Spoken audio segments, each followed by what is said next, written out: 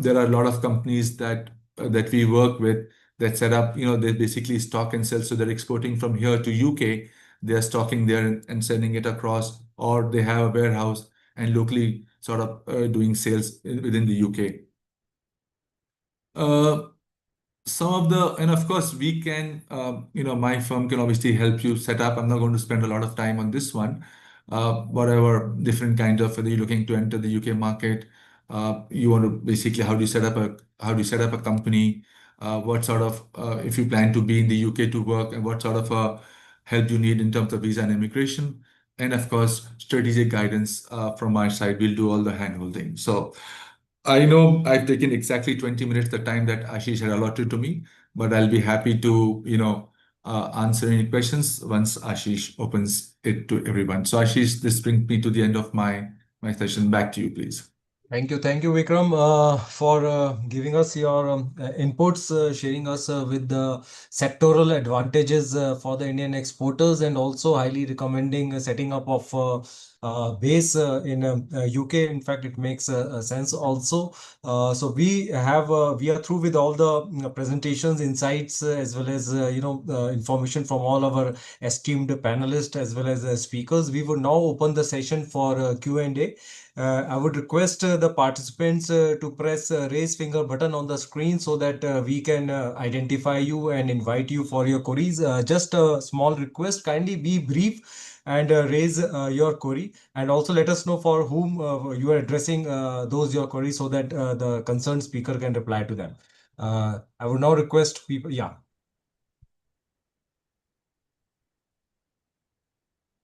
Just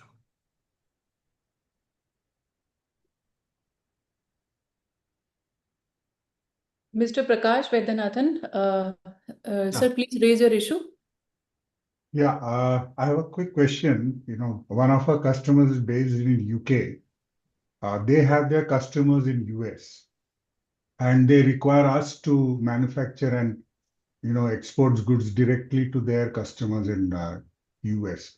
So in that case, do we fall under the US tariff regime, even though we are manufacturing and exporting on behalf of our UK-based customer?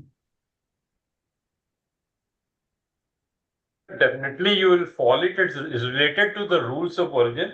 In your case, as per rules of origin, goods will be treated as manufactured in India, and therefore you will be subject to the tariff which is applicable on Indian goods.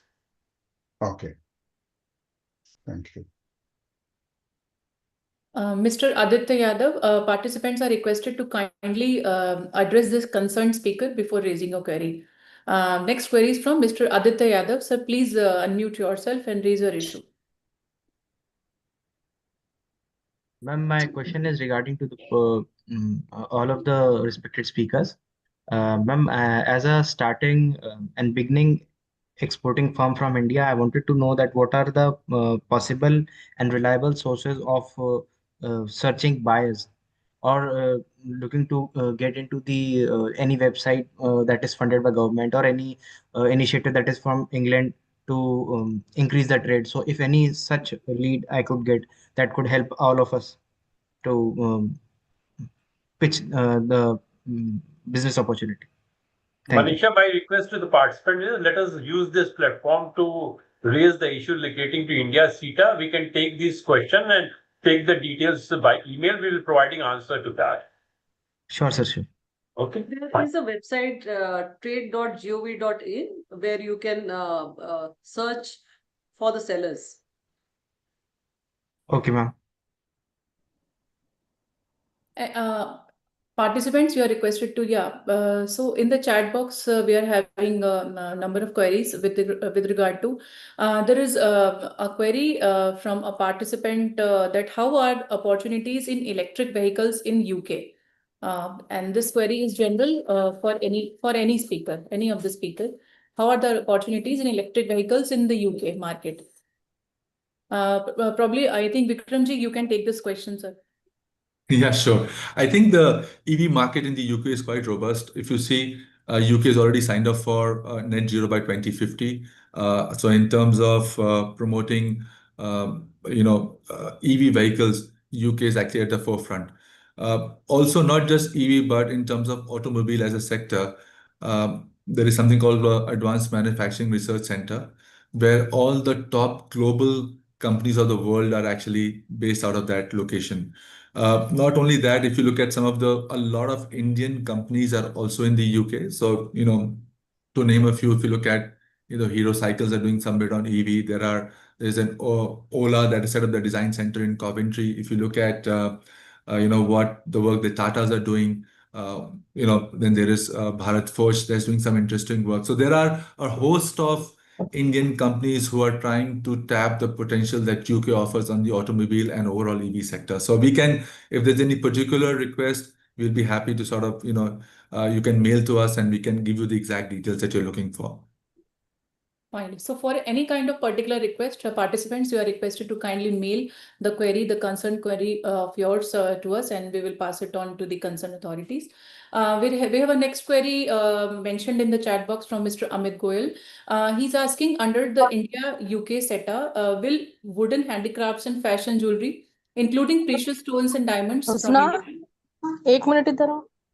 from India, qualify for immediate tariff concessions, and what specific rules of origin and certification or documentation requirements should exporters be prepared for in order to access the UK market? Vikramji, I think this is a sector-specific query, and if you can take and if sir can also throw a light on that, can throw a light on that.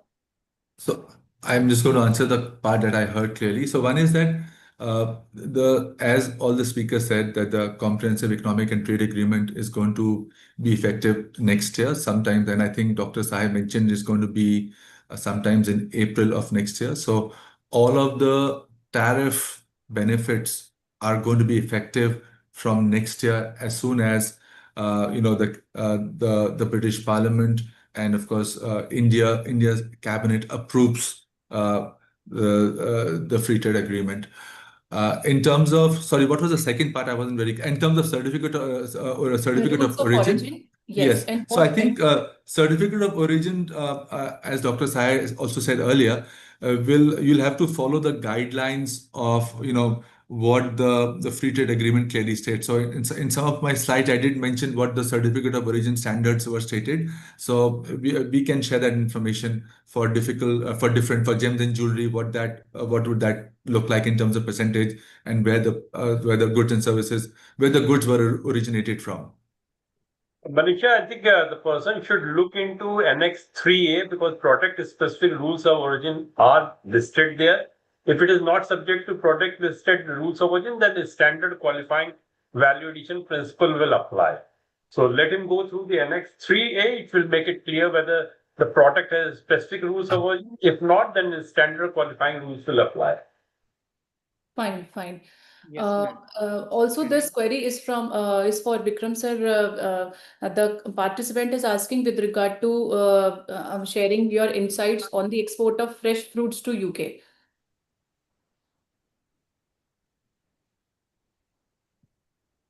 No, unmute. What exactly is the question, Manisha? I mean, export. Yeah, 1 minute. I think if I would request if the participant can unmute so that we can hear the specific query from your side. This is just a one-liner, I think the participant has mentioned.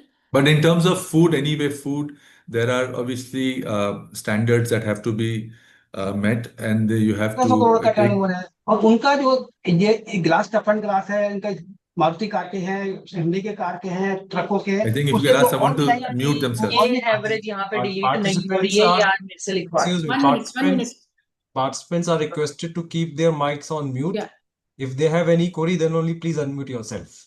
1 minute. I'm just. Nisha, there was a request from Dr. Mohammed. I think please unmute. Yes. So Dr. Mohammed Arkam, please unmute yourself and raise your issue, sir. Yes, ma'am. Myself, Dr. Mohammed Arkam. I'm the founder of A-Leaf Envirotech. I want to know the opportunities for the waste management-based companies because we are into manufacturing of bioculture, enzymes, nutrients, and all. So could you help me with that, with the statistic and for the clients and all the details, ma'am?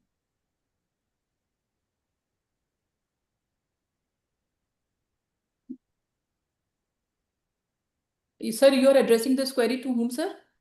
Means Vikram sir would be more feasible, I guess, because he has a good insight on So, the so I economic. think Dr. Arkam, Yes.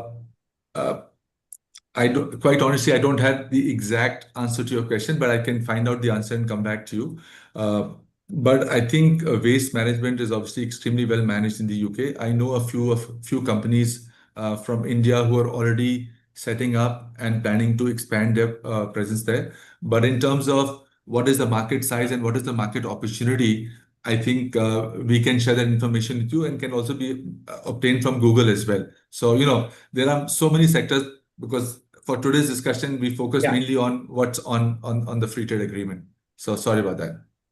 Thank you, sir. Thank you. Thank you, sir. We have a next query from Mr. Prasad Rajamani. Please unmute yourself and raise your issue. Hi, good evening.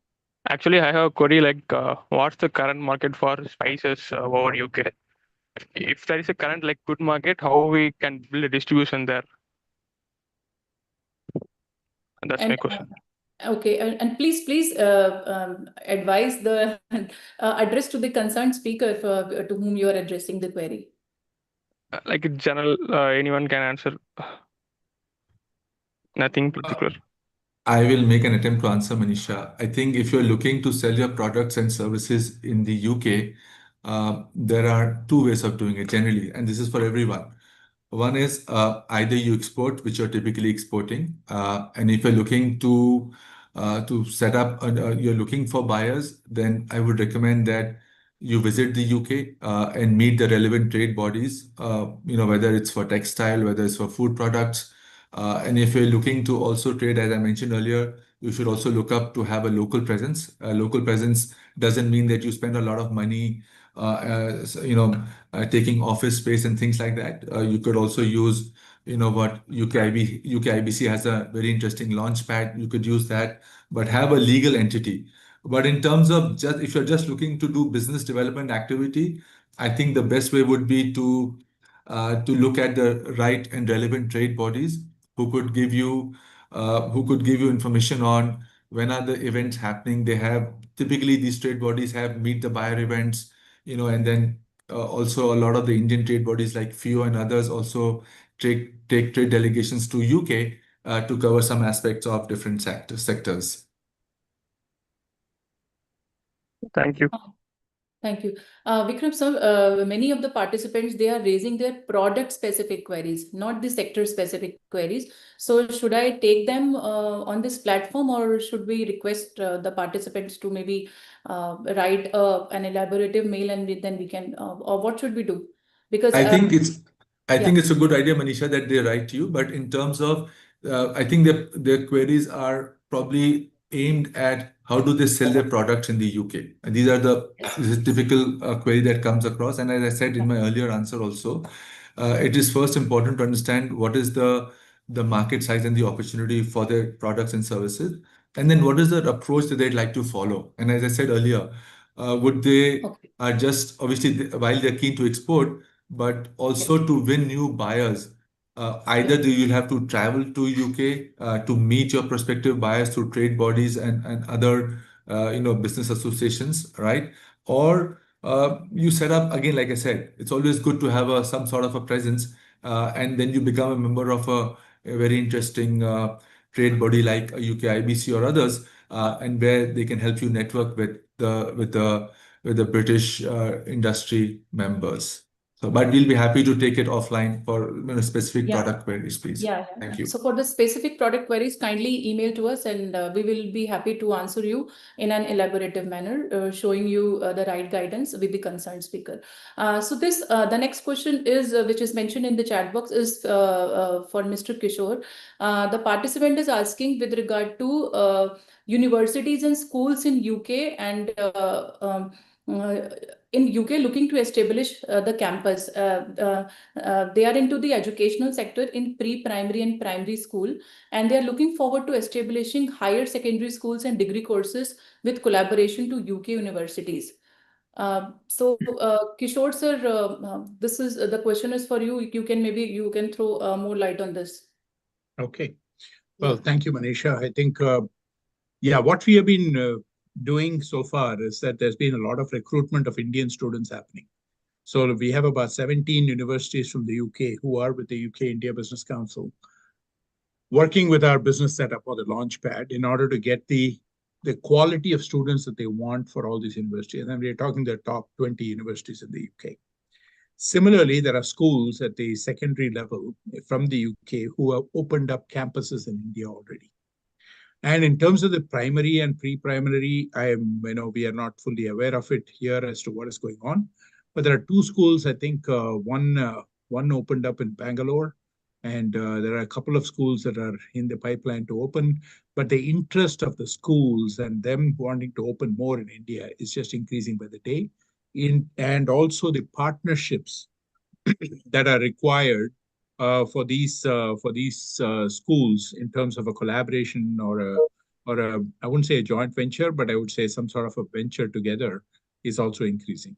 The best way to do this is probably if you can write an email, and then I'll connect you with the right person who actually in our council is working with the educational institutions, and then that should help you better. We get your contact details? Yes, I will definitely share. Yeah, sure. The query was mine actually. So I just understood. No, I'll just share it with you. Okay, sir. Sure. Thank you, sir. We have the question from Mr. Saket Kumar Singh. Please raise your issue, sir. Yeah, hi, sir. So this is Saket, and I'm exporting makhana from Bihar. So basically, I wanted to understand that as an exporter, we are it's very tough to find buyers.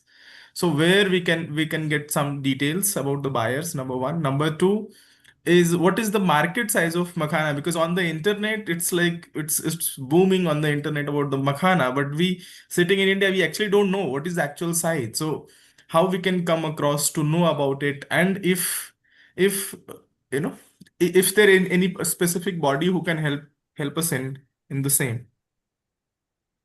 I think, Saket sir, the question is product specific, so kindly write an elaborative mail to us.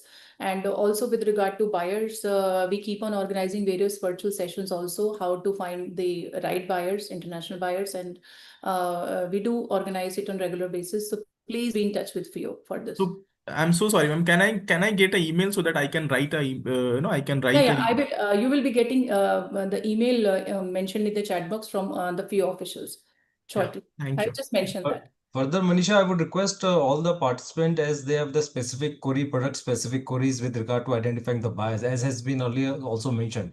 Just send us the details along with the HS codes of the products which you are seeking for.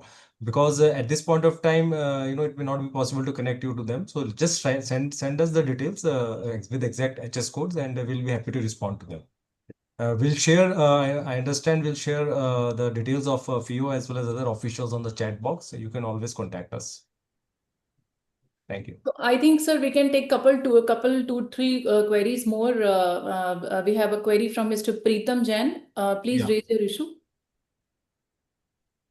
Hi everyone. Am I audible? Yeah, you are audible, sir. My question is for Vikram sir. How this trade agreement will help in Amazon FTA program, and what are the opportunities, or what is the role of this agreement to FTA program? So you're saying how will this agreement help overall? Yeah. So I think if you saw my slides, I said there are certain sectors or industrial sectors like leather and footwear, gems and jewelry, steel and iron and steel, chemicals and petrochemicals. So there are certain sectors that are a big beneficiary of the free trade agreement, where once this agreement is effective, which is going to be next year, sometimes in April or May, as Dr. Sahai had mentioned, then there will be zero import tariff from the UK on these sectors. So if you're exporting under these sectors, then there will be zero tariff to Indian exporters. So that's going to be a big benefit.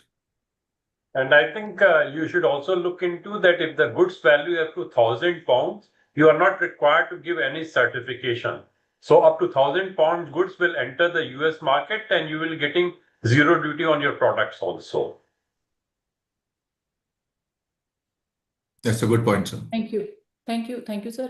Next query is from Mr. Jayaprakash. Please raise your issue. Yeah, good afternoon, everyone. Thank you, FIEO, for this session. And my question is to Vikram, sir. Sir, can you please share a similar presentation pertaining to marine products? Yes, I will share it with Manisha and she can share it with you. So you can put your email in the chat box and she will get back to you, or you can just write to her directly, please. Sure, sir. Sure. Thank you. Thank you. We have the query from Mr. Aditya Yadav. Please raise your issue, sir. To all the respected speakers, my question is specific to the trade that happens on product, not the service based. I wanted to know as a layman, it is said that the trade agreements are a very game changing achievements for the country. So as for if we are talking about the UK India trade agreement, sir, I wanted to know that other than reducing the tariffs, is there more collaboration that happens? What else and what other things are opening up for the exporters for doing business? So my basic question revolves around the idea that other than levying off these trade barriers, what more both countries benefit from the trade agreement? I wanted to know as a layman, what benefits do we get other than these tariff barriers? Yep. Sir, would you like to reply to that? No, I think the agreement provides the facilitation of trade and investment on both the sides. We have also identified what are the products or services where Indian sides will be gaining, what are the products and services UK side is gaining.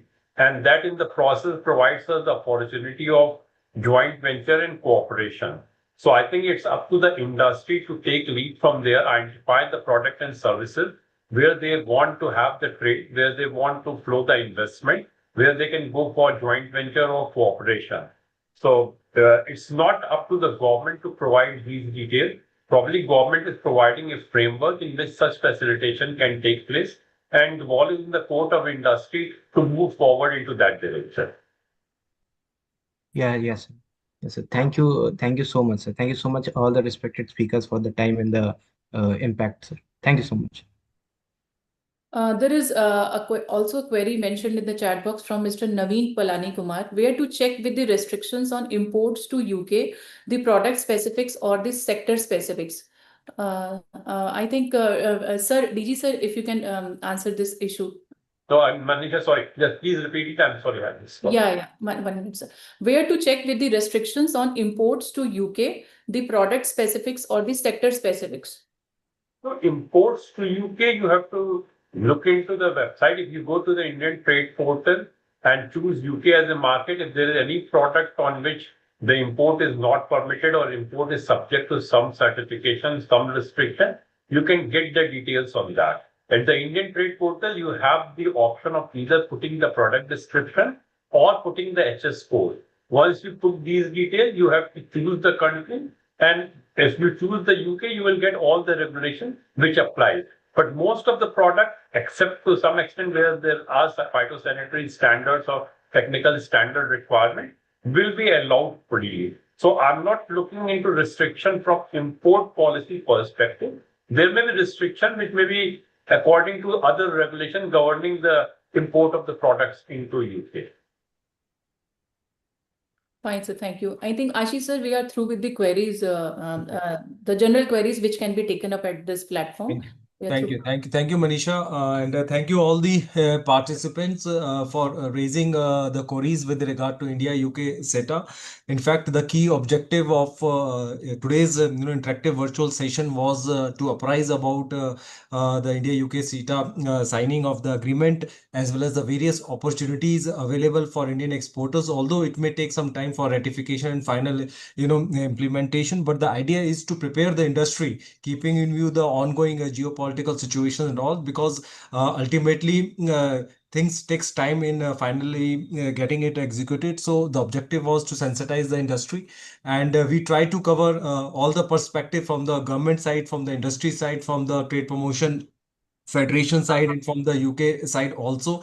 And I'm sure participants must have got benefited out of that. And we are also thankful to all the participants for raising your queries. For a sector specific queries, yeah, you are most welcome to send it to us, to all the speakers as well as the panelists, distinguished panelists who were present today.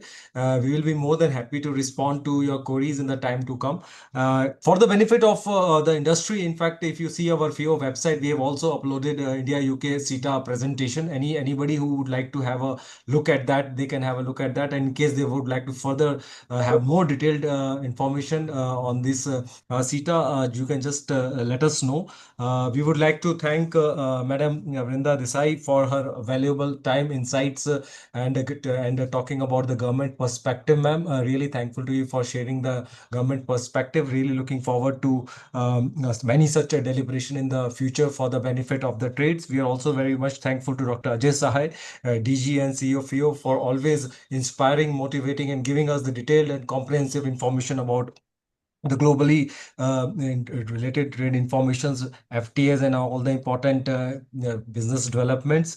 Dr. Kishore, Jayaraman, OBO, UKIBC, for your inputs, address. Really looking forward to work closely with UKIBC for the promotion of India-UK business. And finally, Vikram, thank you for your detailed and comprehensive presentation, sector-specific presentations. And I'm sure many people would be eager to contact you after the session, and really looking forward to many such sessions in future. And in the end, all the participants who have joined in such a large number, really looking forward to your continued participation and engagements. Thank you very much. Thank you, everyone. Thank you. Thank you. Thank you. Yeah, Vikram, you want to say something? No, say bye. Thanks. Okay. Thank you. Thank you, everyone. Thank you, ma'am.